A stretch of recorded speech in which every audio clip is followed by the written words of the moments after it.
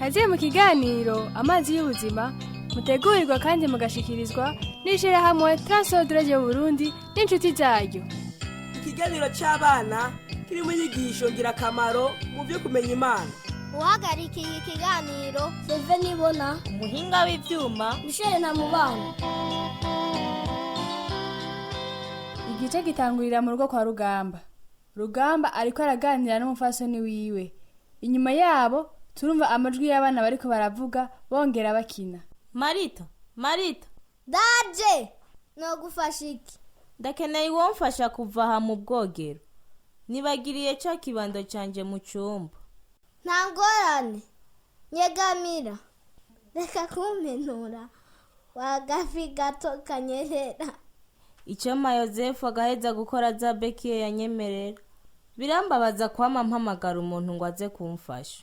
Oya Rema, ndazi ko nawe wamufasha. Murakoze Marita.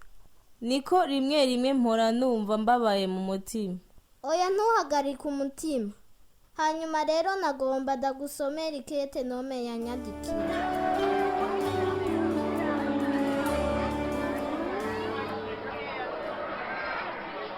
Mushingana, singomba kuja muri uyo munsi mukuru. Kubera iki? Mugabo warushika iki? Ni kuva ujya munsi nyokuru yaraha.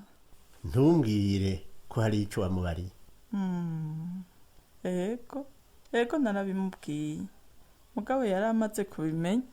Sinari nakubwiye untihagiriwe uzovuga. Wewe ntiwumva? Oya Mushingana, nuko twari ko turavugana ivya Munyana.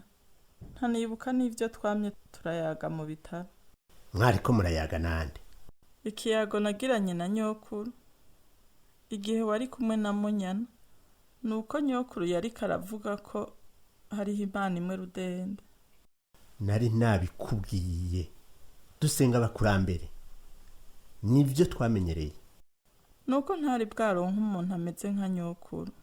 Arakunda abana cane. Arakunda cane gufasha abandi. Mbere no kuri twebwe. Sinari bwabona umuntu atunganye nkawe. Sinzi uko nomuvuga.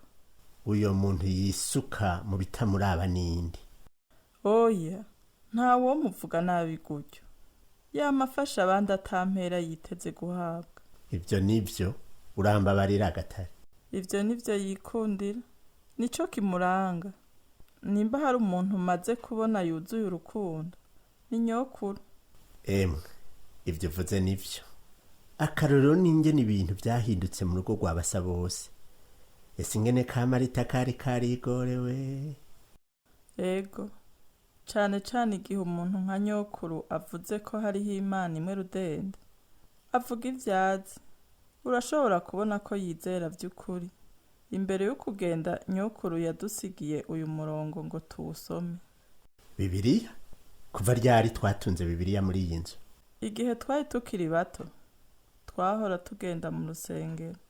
Mugabo banza ugeza, umviriza iri jambo.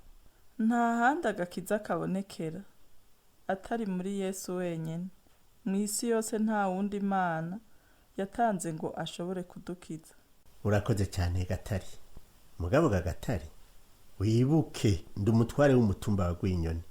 Uyu munsi mukuru urahambaye. Uca wumva ico abantu bovuga hamwe tutogenda. Cyane igihe bikozwe n'umutware. Uko biri kose. Urazi ko namye senga abakurambere. Nawe nuko. None ni kuki byaca bihinduka mu kanya gato? Sindabizi Rugamba. Nigihe nyokuru yari karavuga ivyerekeye Imana imwe rudende y'ukuri. Vyarankozeko. Nyokuru si umuntu ashobora kubesha. Na Yozefu ntakekeranya ko wa muriro wazimye kubera abakenyezi bariko barasenga mu rusengero. Aho rero ni ingorane iri Gatare. Urazi ko gusenga abakurambere kwamyeho. Kandi urazi ko twaronse umuhezagiro w'abakurambere igihe winjira mu muryango wanje. Ego nivyo. None hamwe twosanga nyokuru avuga ukuri, vyoca bigenda gute? Umve rero, umbabarire. Utegerezwa kuza ku munsi w'Imana. Kandi ngomba ko n'abana bacu bose bazo bariyo bari. Nta kindi citwazo. Hamwe umuryango wanje utokwitaba mu birori, abakurambere bohava basubira kunshaburira. None banze nje kuja ku rusengero. ego nanje niko nkora nsenga imana yo mu rusengero nkongera ngasenga abakurambere. twumva marita ariko arasunika munyana mu nzu nini. ndabinginze mureke gutata. Nta ngorane, twariko turiganirira gusa. ndabizi twe na marita twako turabumviriza aho mwari mu cyumba. nta ngorane mwana wanje, ingungwe mu nda mbere nitwongera gutata ugomba ko no gukorera ikiga mwana. nimwasubira gutata cancisha iri kinga ryanje ku mano yanyu. ntacyo mwana, twaretse none twagukorera iki? nimba atangorane vyotera jewe sinshaka kuja muri birya birori. sinkunda na gato birya bintu biberayo. nko kunywa amaraso. ndakwinginze mpfume nigumira imuhira. ubona nogenda ndacumbagira nkongera kugaruka gutyo nyene. ndakwinginze. umushinga nawe basa bose yavuze ko jewe nagenda. namaze kubwira mama wanyu ko nshaka ko abana bose bajayo. reka ndabiganire na mama wanyu ndakubarira mu nyuma. urakoze papa, urakoze. mvuze ko ngiye kubyiyumvira ko.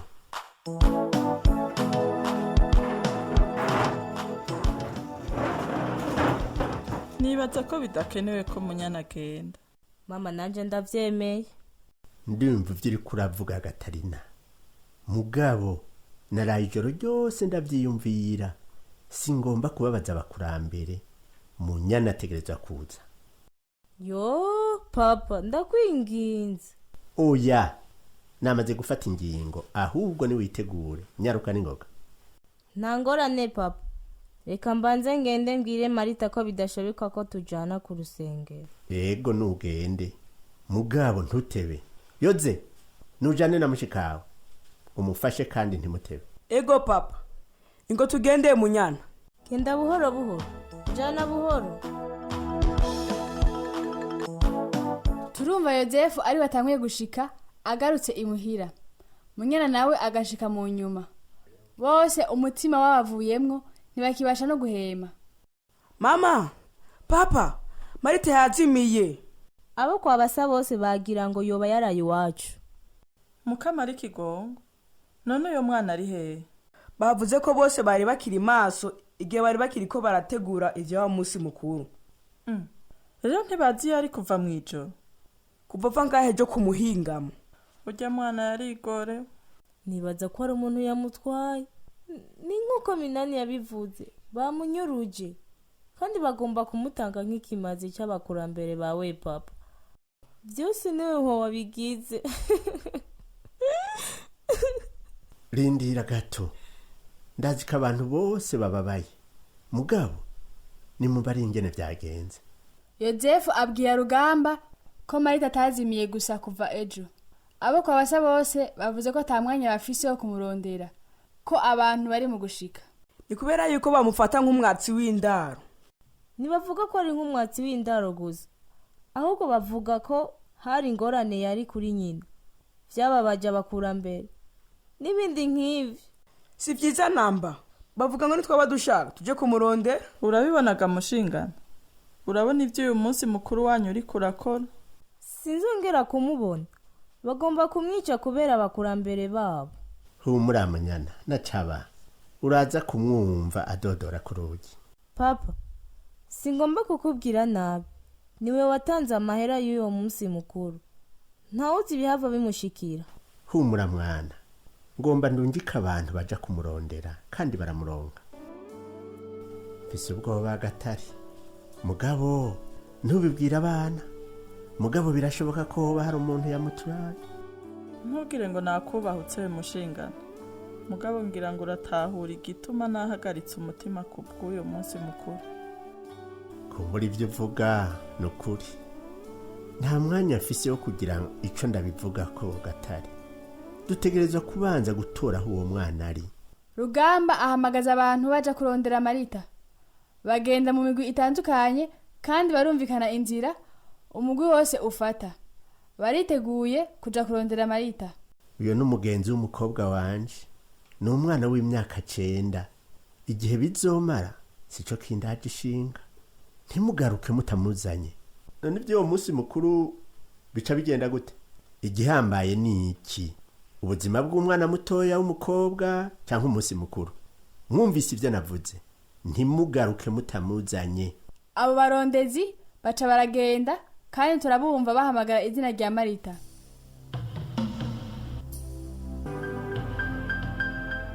papa jewe Minani na Yozefu tugomba kuja kuraba nyokuru. Natwe turashaka kuja kurondera Marita. Oya ntaho muja. Singomba ko hagira uwundi mwana hava azimira. Uko bigenda kose ndashaka ko mugenda mu munsi mukuru. Jewe niho nzoba ndi nk'userukira abandi banyamutumba. Ntiwigire imbura bwenge mushingana. Ntaco baba nibajana na nyokuru. Ntundengere rero wa mugo. Ni jewe umukuru w'umutumba. Ndanse ntaho baja. Babuze. Ndakwinginze mushingana. Ibuka urya mwana w'imyaka 9 yazimiye ntawuza ahari. Umuryango wa Rugamba utegereza kuja mu birori. Reka kwikomantaza umutima. Iyo aba ari munyana yazimiye byari kugenda gute? Ivyo vyo nivyo mupaso. Mbabarira. Nimugende mugabo jewe ntitujana. Ntegerezwa kuja mu munsi mukuru. Ingo tugende Gatarina wowe turajana. Mana data ntituza aho Maritari. Mugabo we urahazi. Turagusavye Mana ngo tujana aho twomutora. Tubaye turagushimira ko ubikora kandi tubisenze mu izina rya Yesu Kristo mukiza wacu. Amen. Amen. Mugabo ganyoko ehe twarondereye hose none yo bari hehe? Nibaza ko dukwiye kuronderera hariya kuruzi hafi y'amasumo si kure namba. Ivyo vyose ni papa yabigize. Uyo munsi mukuru w'ubujuju iyo datanga amahera ivyo nta na kimwe cobaye kandi na Marita bakiri kumwe natwe. Reka sigaho ntibikeneye gutuka so gutyo. Ingo munyana gumukanuye amaso dutegereza kuronka Marita. Marita. Nyoko raba hariya. Ejo ku mugoroba igena ko ndaroba bijya bintu suwo byari biri. Hari ikintu gikomanga muri ari amashami. Raba neza yoze. Minani fasha Yozefu gukura hajya amashami. Bakuraho ya mashami maze basanga Marita ari mu kinogo. Aniha bamufunza amaso aboshwe n'igitambara kimufunza umunwa. Yozefu akimukura ko ca gitambara turamwumva arira cyane amosozi aramurenga. Sinahenzi ko hari umuntu yari kumbona. Oh Marita ni vyiza kongera kukubona. Iyo ziri hano mwana wanje ingo ndakubohore Mina mubohore ku birenge. Nyokuru aterura Marita agenda aramuhoza amuhanagura amosozi. Nyoko naguma senga saba Imana ngo hagire uwombona. Ntacyo Marita turi ngaha ntacuba. Nari nagize ubwoba bwinshi cyane. Naguma saba Yesu wafashe kumize. Reka tukujane muhira uburakizi.